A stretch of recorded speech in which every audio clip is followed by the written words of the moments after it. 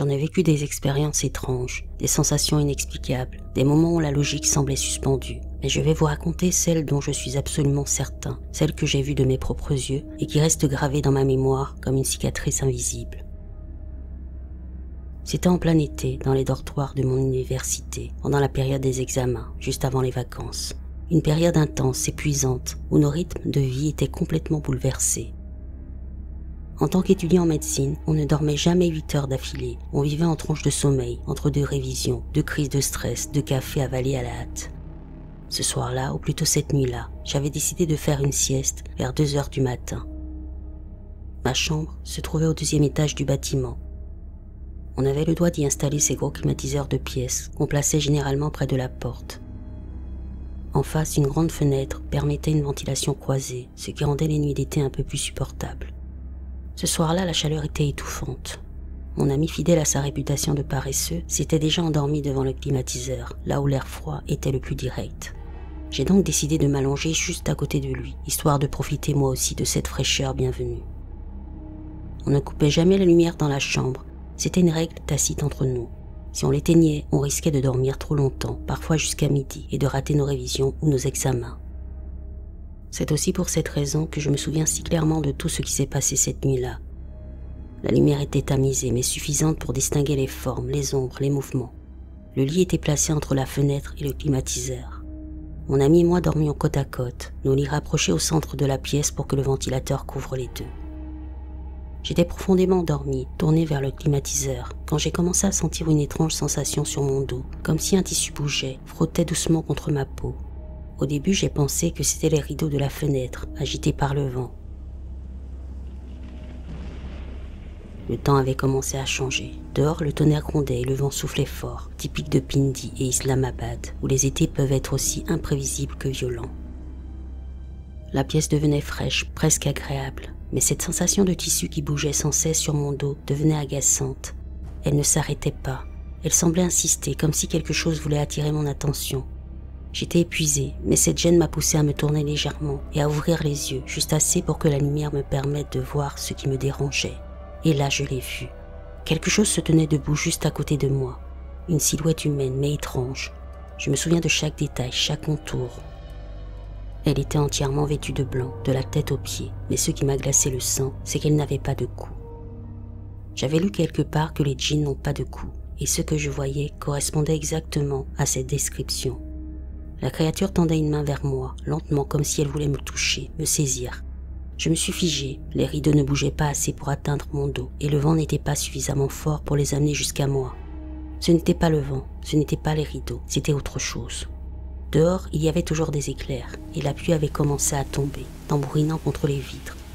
J'étais trop fatigué, trop engourdi pour réagir, mais la peur m'a envahi d'un coup.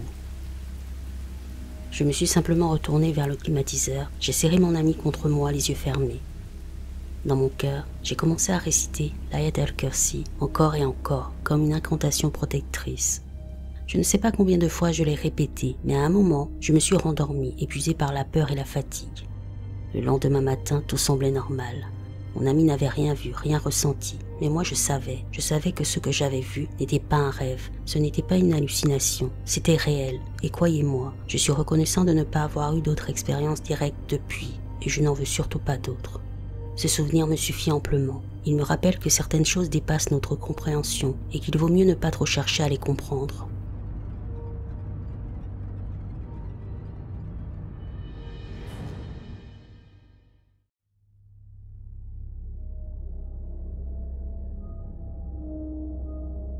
Mon unité dans l'armée américaine a été déployée en Irak en avril 2006. Nous étions à Ramadi, à environ 123 km de Bagdad. J'étais dans un MV, camion militaire, en route vers Bagdad pour un congé d'urgence à cause d'un décès dans ma famille. Il était presque minuit. Le MV dans lequel je me trouvais comptait 3 autres soldats et un tireur en tourelle. Les 2 autres véhicules avaient la même configuration, 5 personnes chacun, un véhicule devant nous, un derrière. Étant en congé, je n'étais pas armé. Le MV de tête s'est arrêté brusquement. Nous avons tous pensé qu'il s'agissait peut-être d'un engin explosif improvisé ou d'un véhicule piégé. Le chef d'équipe dans notre MV a contacté le véhicule de tête par radio. La conversation ressemblait à ceci. « Qu'est-ce qui se passe? Pourquoi vous vous êtes arrêté? » Quelque chose a volé devant le MV. « Quoi? Nous n'avons rien vu. » Puis le troisième MV est intervenu. « Est-ce que quelqu'un entend cet hélico? » « Oui, mais je ne le vois pas, et les autres véhicules non plus. » Juste à ce moment-là, dans le désert, hors de la route, une silhouette noire est apparue. Elle ressemblait à un énorme oiseau, mais semblait émettre une fumée noire verdâtre, avec une légère teinte bleutée. Nous avons tous fixé nos regards. Les deux soldats équipés de meilleures lunettes de vision nocturne pouvaient distinguer quelque chose, mais la fumée brouillait la vue. En 1 ou 2 secondes, une pierre a été lancée sur l'un des véhicules, une grosse pierre, de la taille d'une tête. Nous sommes tous restés figés. À cause des règles d'engagement, nous ne pouvions pas ouvrir le feu sans certitude. Nous avons utilisé un projecteur et dans cette lumière, quelque chose s'est envolé droit vers le ciel. C'était bruyant et nous avons entendu un cri strident. En moins d'1 minute, tout était terminé. Nous sommes restés là, choqués, paniqués. Une fois arrivés à Bagdad, nous avons récupéré un traducteur pour l'équipe de Marines qui nous accompagnait. Il a dit « On dirait que vous avez rencontré un djinn ailé. » Un chef d'équipe a répondu « Un quoi? Un djinn ailé ?» Nous étions tous sans voix. Nous avons choisi de ne pas en parler à notre commandement. À l'époque, ce genre de récit était vite classé comme fatigue de combat et ça pouvait ruiner une carrière. Ça fait maintenant 13 ans que c'est arrivé. J'ai rencontré mon mari en 2015. Lui aussi avait été déployé à Ramadi, dans une unité sœur de la mienne. Il avait emprunté ce même tronçon de route pendant son congé de mi-déploiement. Il m'a raconté une histoire similaire, suffisamment proche de la mienne pour me clouer sur place. La différence, c'est qu'ils ne se sont pas arrêtés, ils ont juste accéléré et filé droit. À l'époque, la zone était extrêmement dangereuse. Même un poste de secours tenu par des soldats avait été attaqué et complètement détruit. J'étais médecin militaire, donc la mort faisait partie de mon quotidien, mais je n'arrive toujours pas à comprendre ce que nous avons vu cette nuit-là.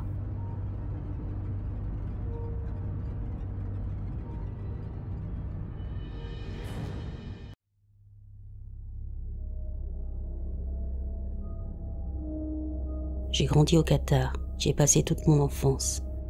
Cette histoire concerne des garçons plus âgés de mon école et elle a été un peu étouffée par peur du scandale. Du coup, on n'en a pas beaucoup parlé, mais je connais un peu ces garçons. Ainsi, dans le cadre d'un rituel de passage, les adolescents sont tenus de passer quelques nuits dans une mosquée avec un imam, où ils passent leur journée et leur nuit à apprendre des leçons religieuses et à lire le Coran. Il s'agit en quelque sorte d'un dernier enseignement avant que les garçons ne soient placés sur le chemin de l'âge adulte. Je me trompe peut-être un peu sur les détails, mais c'est ce que j'ai compris. Ces garçons étaient assez espiègles et considéraient la retraite religieuse comme un camp de jeunes garçons. Fumer, veiller tard, rire, tout simplement faire des bêtises. C'est là que ça devient intéressant. L'imam avait donné 2 instructions précises aux garçons. Près de la mosquée se trouvait une vieille maison qui semblait fermée à clé et abandonnée. L'imam leur a demandé d'éviter tout dommage ou acte de vandalisme à proximité. Au moment du coucher, éviter de dormir dans le chemin de l'entrée de la mosquée.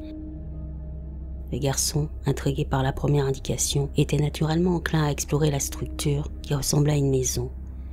Ils prévoyaient donc d'aller voir une nuit après que l'imam se soit endormi. Ils parvinrent à trouver un moyen d'y pénétrer. Ils demandèrent à l'un des gars de monter la garde près du portail pendant que les 3 autres entraient. C'était un peu flippant, mais rien d'extraordinaire. Ils se taquinèrent pour aller toujours plus loin, explorer les pièces inquiétantes, y aller seuls, etc. Au bout d'un moment, ils se rendirent compte qu'un de leurs amis avait disparu. Ils l'appelèrent alors pour lui dire qu'il était temps de partir. Aucune réponse. Ils s'agitèrent, pensant qu'il se moquait d'eux. Ils menacèrent de le laisser. Aucune réponse. Maintenant, ils étaient inquiets, l'appelant un grand cri, devenant presque effrayés. Le gars à la porte les rejoignit à l'intérieur en les entendant crier. Ils s'affolèrent. Ils se déplaçaient tous en groupe pour éviter que quiconque ne soit seul à la recherche de leur ami. Puis ils le trouvèrent. Il était figé, fixant ce qui semblait être des yeux rouges flottants. Eux aussi voient ses yeux et se mettent à crier. Effrayés, ils attrapent leur ami, se précipitent hors de la maison et retournent directement à la mosquée. Tous bouleversés par ce qu'ils viennent de voir, ils tentent de consoler leur ami, visiblement plus perturbé encore. Ils envisagent de réveiller l'imam pour lui raconter ce qui s'est passé, mais ils renoncent. Finalement, épuisés, ils s'endorment tous les uns à côté des autres. Maintenant, ça devient vraiment dingue. Plus tard dans la nuit, l'un des amis est tiré brusquement de son sommeil par ce qui lui semble être une gifle. Sous le choc, il se réveille en sursaut et réalise qu'il n'est pas réveillé à l'endroit où il dormait. Tous les autres ont été projetés dans différents coins de la mosquée. Il réveille tout le monde en pleurant de peur, prétextant une gifle. Il réalise alors qu'ils sont à des endroits différents de celui où ils étaient endormis. C'est là qu'il décide d'en parler à l'imam. Apparemment, ils avaient dérangé un djinn qui vivait dans la maison. Ils l'avaient encore plus agacé en dormant tous ensemble à l'entrée de la mosquée, lui barrant le passage. Il paraît que les djinns prient également dans les mosquées à des heures différentes de celles des humains. Il décida alors de les déplacer tous et en gifla peut-être un pour le réveiller afin de lui faire comprendre son erreur. Ils furent traumatisés. L'imam leur lut des versets jusqu'au matin, déçu qu'il n'ait pas écouté ses instructions. Je me souviens qu'ils sont revenus à l'école et qu'ils étaient particulièrement distants, créant beaucoup moins de chahut que d'habitude pendant quelques jours après toute cette épreuve.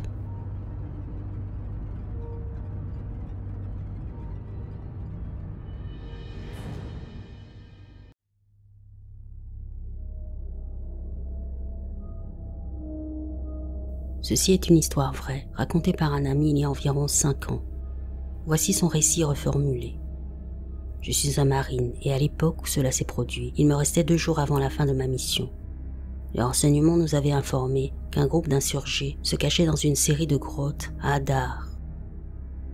Nous nous sommes divisés en groupes de 3 pour fouiller 2 cavernes profondes. Chaque tournant nous plongeait dans une angoisse et une terreur indescriptibles, craignant qu'à tout moment l'un de nous marche sur un engin explosif improvisé et soit pulvérisé ou enseveli à jamais sous les décombres. Une fois arrivé à environ 200 mètres, notre chef d'équipe a reçu un appel sur son talkie-walkie.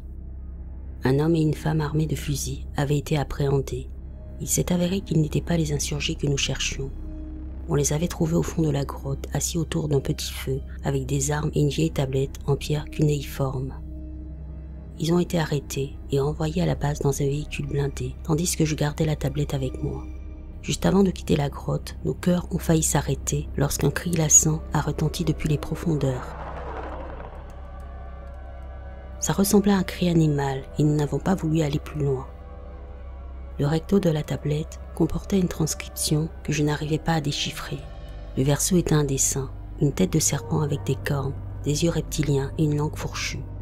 Malgré son ancienneté et son usure, le dessin était réellement inquiétant.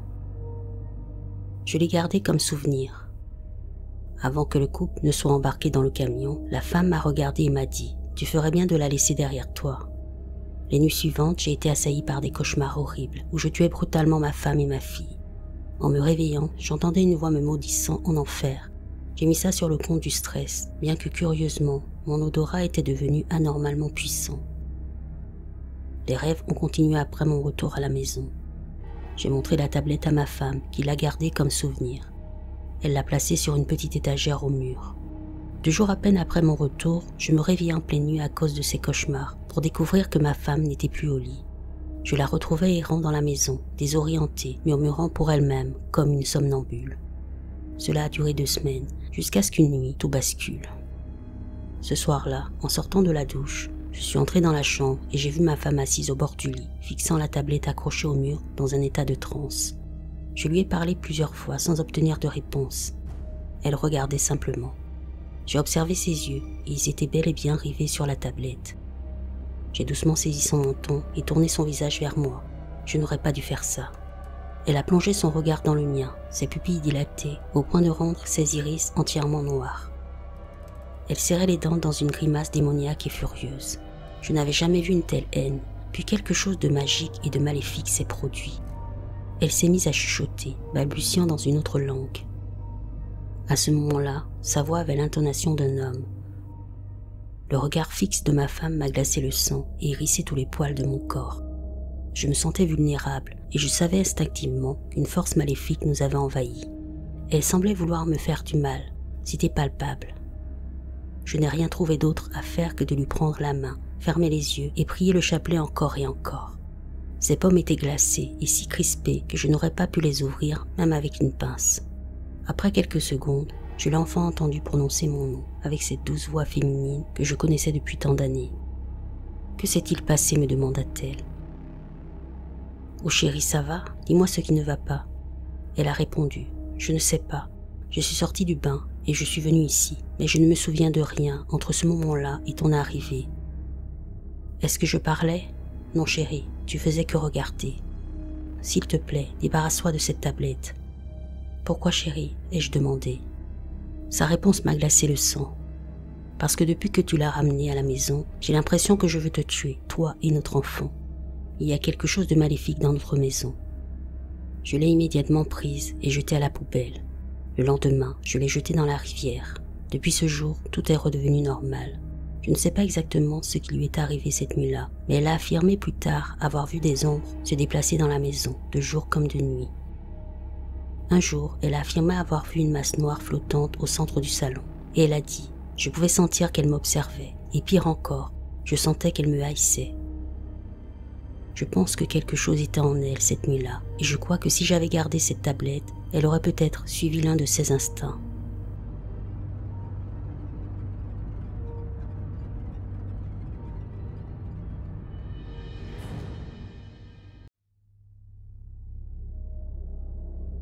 Chaque fois qu'un djinn prend l'apparence d'un autre être, il y a toujours quelque chose qui cloche. Un pied tordu à l'envers, une main avec un doigt en trop, un visage qui semble familier, mais pas tout à fait juste. Il y a toujours une imperfection, toujours quelque chose qui ne devrait pas être là. Je n'aurais jamais cru vivre cela moi-même. Je pensais que ce n'était que du folklore inventé, des histoires qu'on se racontait pour se faire peur, jusqu'à ce que cela m'arrive. Et croyez-moi, ce qui m'est arrivé cette nuit-là n'était pas seulement terrifiant, c'était profondément traumatisant. Il était tard et j'étais allongé dans mon lit à faire défiler mon téléphone, essayant de m'endormir. Ma chambre est au rez-de-chaussée d'une maison à 3 étages, donnant sur la cour avant. La nuit était fraîche et calme, presque trop calme. Je ne pensais à rien de particulier, juste à m'endormir, puis je l'ai entendu. Au début, j'ai cru que c'était un chat, un miaulement. Je n'y ai pas prêté attention. C'est un son que j'ai déjà entendu, des chats errants qui se battent en chaleur ou qui s'accouplent, bruyant comme d'habitude. Mais là c'était différent, c'était étrange. Le miaulement n'était pas juste celui d'un chat en chaleur, il était brut, désespéré, un son qui vous glace le sang par son intensité. Il semblait venir juste de l'extérieur de ma fenêtre. Agacé, je me suis levé et je suis allé à la fenêtre pour voir ce qui se passait. J'étais fatigué, mais la curiosité était plus forte et j'ai jeté un œil dehors. Rien. La rue était vide, dans la lumière tamisée du lampadaire, il n'y avait pas de chat, aucun bruit. Frustré de ne pas trouver la source du bruit, je suis retourné dans mon lit. La maison était à nouveau calme. Après m'être tourné et retourné, j'ai repris mon téléphone, espérant retrouver le sommeil, mais le son est revenu, plus fort cette fois, plus proche. Je commençais à perdre patience. Sentant ma tension monter, j'ai grogné et suis retourné à la fenêtre. Fatigué, irrité, je n'étais pas d'humeur à gérer cet animal. Mais en regardant dehors, toujours rien. La cour était vide. La lumière du lampadaire projetait de longues ombres, donnant l'impression d'une silhouette sombre et élancée. C'était troublant, et je savais que ce n'était qu'un jeu de lumière, aucun chat en vue. Déterminé à trouver d'où venait le bruit pour être tranquille, je suis resté un peu plus longtemps à la fenêtre, attendant que le son revienne, mais rien, absolument rien. Je commençais à me sentir vraiment mal à l'aise. Je n'arrivais pas à me débarrasser de cette impression que quelque chose n'allait pas, et je me suis forcé à l'ignorer. J'ai éteint mon téléphone, me suis rallongé et fermé les yeux, espérant que le sommeil m'emporte. Et juste au moment où je pensais pouvoir enfin me reposer, je l'ai entendu, ce même miaulement. Mais cette fois, il était différent. On aurait dit que quelqu'un ou quelque chose faisait de son mieux pour imiter le cri d'un chat. Et pour aggraver ma peur, on aurait dit que ce bruit venait de l'intérieur même de ma chambre. Je me suis redressé d'un bond. J'essayais de comprendre comment ce que c'était pouvait être dans ma chambre. C'était impossible, et pourtant c'était là. Je me suis précipité dans un coin de la chambre et j'ai allumé l'interrupteur. J'ai remarqué quelque chose immédiatement. Dès que la lumière a inondé la pièce, le son s'est arrêté. Silence total. Même le vent et les grillons au loin semblaient s'être tus. Comme dans la nature, quand un prédateur rôde, tous les animaux se taisent. C'était exactement ça. Ce silence soudain était anormal, comme si quelque chose m'observait, quelque chose qui pouvait me voir, mais que je ne pouvais pas voir. Je suis resté paralysé, fixant la pièce vide. Rien. Pas de chat, pas de miaulement, juste un silence. J'ai commencé à me demander si je perdais la tête. J'ai laissé la lumière allumée toute la nuit. Terrifié, je suis resté là, à fixer les coins de ma chambre, tout en jetant des regards vers la fenêtre. 20 minutes sont peut-être passées, mais rien ne s'est produit. J'ai commencé à me convaincre que ce n'était rien, juste un tour de mon esprit à cause de l'heure tardive. J'ai gardé la lumière allumée et me suis recouché, sentant enfin la fatigue m'envahir. J'ai fermé les yeux espérant m'endormir et j'y suis parvenu, mais ce fut de courte durée. Je me suis retrouvé dans un cauchemar qui ressemblait à un souvenir déformé. Je courais dans ma rue, mais elle était étrange. Tout était distordu, les arbres penchaient à des angles bizarres, le ciel avait une couleur étrange. Je ne savais pas pourquoi je courais. En regardant derrière moi, je ne voyais rien, mais je sentais que quelque chose me poursuivait. Je pouvais ressentir sa présence, mais je n'osais pas me retourner. Poussé par la peur et la curiosité, je n'ai pas pu résister. J'ai jeté un coup d'œil par-dessus mon épaule en courant à toute vitesse. Et je l'ai vue. Une entité. Elle était énorme, plus sombre que tout ce que j'avais jamais vu. Sa forme changeait et ondulait comme des ombres dans la nuit. Elle était gigantesque. Ses yeux brillaient d'un rouge sombre et la terreur m'a envahi. J'ai couru aussi vite que possible, mais elle se rapprochait. Puis soudain tout est devenu noir. Mes yeux s'ajustant à l'obscurité, j'ai cligné plusieurs fois avant de la voir, juste devant moi. Alors qu'elle se jetait sur moi, j'ai tenté de me protéger, couvrant mon visage avec mes bras, mais j'ai été brusquement ramené à la réalité.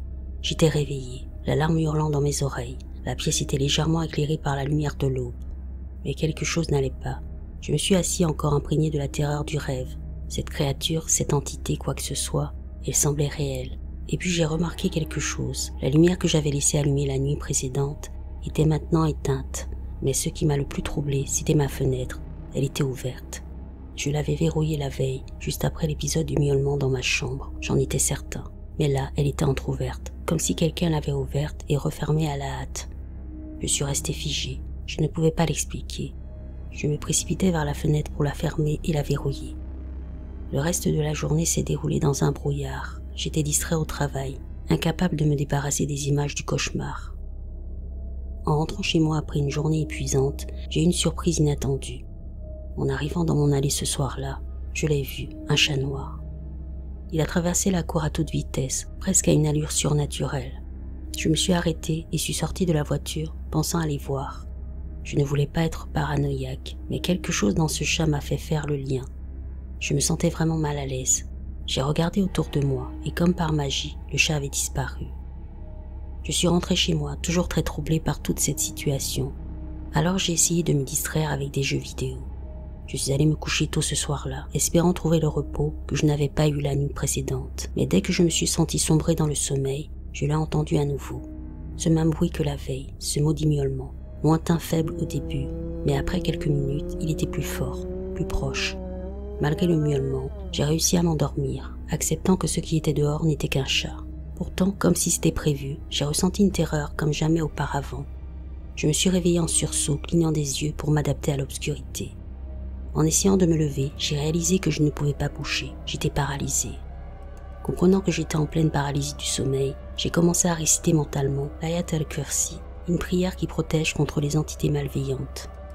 En la récitant, j'ai lentement commencé à reprendre le contrôle de mon corps. J'ai réussi à tourner légèrement la tête vers la fenêtre, et il était là, le chat que j'avais vu dans mon allée en rentrant du travail. Il était assis sur le rebord de la fenêtre, qui était à nouveau légèrement entr'ouverte. Son miaulement était devenu un hurlement strident, mais quelque chose n'allait pas, vraiment pas, ce n'était pas un chat ordinaire.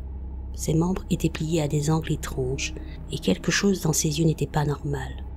En croisant le regard de cette créature, je suis resté figé de peur en la regardant se contorsionner et se transformer. J'ai vu ses pattes tordues et pliées en arrière. C'était comme si ses os avaient été réarrangés, se déformant d'une manière qu'aucun être vivant ne pourrait supporter. Je voulais appeler à l'aide, et je ne pouvais toujours pas bouger. Il s'est approché, ses membres tordus bougeant par à-coups. Il n'était qu'à quelques mètres quand il est retombé sur ses quatre pattes et a commencé à se transformer. Son corps s'est étiré, sa fourrure s'est dissipée dans l'obscurité. La forme féline avait disparu, remplacée par un vide, une masse d'énergie noire. Et puis je l'ai entendue. Elle murmurait dans un dialecte étrange. Les mots semblaient étrangers, mais en partie reconnaissables pour moi. Quelque chose entre l'ourdou et une langue que je n'avais jamais entendue auparavant. Mais peu importe, tout ce qui comptait pour moi, c'était de sortir de cette situation. À ce moment-là, j'avais terminé de réciter l'Ayat al-Kursi et je commençais à reprendre le contrôle de mes membres. Juste au moment où j'allais bouger, sans prévenir, la créature m'a regardé. Elle a poussé un hurlement atroce, puis a sauté par la fenêtre. J'étais abasourdi. Est-ce que cela m'était vraiment arrivé? Suis-je en sécurité maintenant? Ces questions m'ont hanté longtemps après cette rencontre avec cette entité. Je n'ai pas pu dormir cette nuit-là, ni la suivante. Ce chat étrange n'est jamais réapparu. J'ai compris qu'à cette période de ma vie, j'étais au plus bas, et je m'adonnais souvent à des activités illicites, notamment fumer, boire, vivre dans un environnement négligé. Toutes ces choses attirent les djinns malveillants. Dans les jours qui ont suivi, les choses semblaient normales. La terreur de ce que j'ai vu et entendu ne m'a jamais vraiment quitté.